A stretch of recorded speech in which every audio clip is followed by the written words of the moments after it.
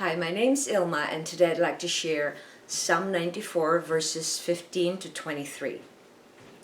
For judgment will again be righteous, and all the upright in heart will follow it. Who will stand up for me against evildoers? Who will take his stand for me against those who do wickedness? If the Lord had not been my help, my soul would soon have dwelt in the abode of silence. If I should say, my foot has slipped, your loving kindness, O Lord, will hold me up. When my anxious thoughts multiply within me, your consolation delight my soul.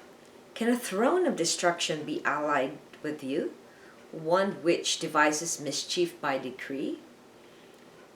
They band themselves together against the life of the righteous and condemn the innocent to death. But the Lord has been my stronghold, and my God, the rock of my refuge. He has brought back their wickedness upon them, and will destroy them in their evil. The Lord our God will destroy them. Psalm 94, verses 15 to 23. Here's my devotional. My stronghold and the rock of my refuge. In this psalm, the writer focuses on the righteous God we have. He judges fairly. All those who live upright lives knows that God gives justice impartially. Verses 16 to 17 declares the faithfulness of God and how He is a promise keeper who will ensure that the wicked are punished when they do evil to God's people. It is a declaration of confidence in God, who is the only one who can deliver them against wickedness. Verse 17 is a grateful act of God's help. Without it, anyone would feel overwhelmed and helpless. But the psalmist knows his God very well. He knows that God will never be silent, but will always be there on their rescue.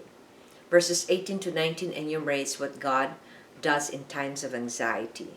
God always ensures that the faithful will never entertain anxiety and worry because they know that God will always console them. Reflection. How often do you run to your stronghold when trouble comes?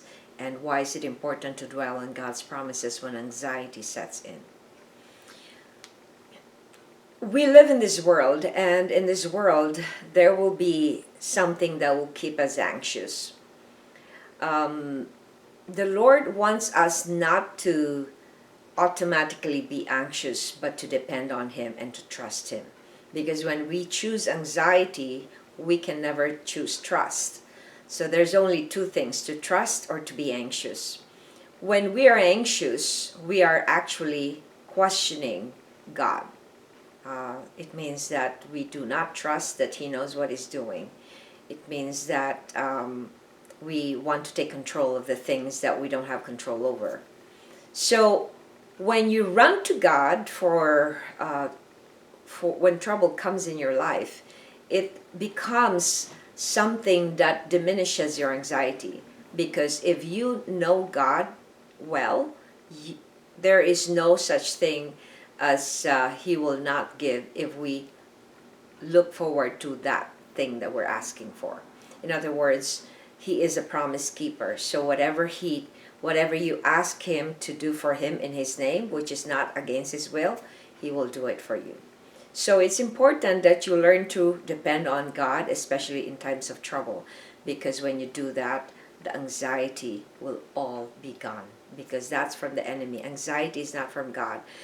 God is not a God of confusion and chaos, but Satan is. So whenever you get so confused, you get so chaotic, that means that there's the enemy working in your mind, working in your heart.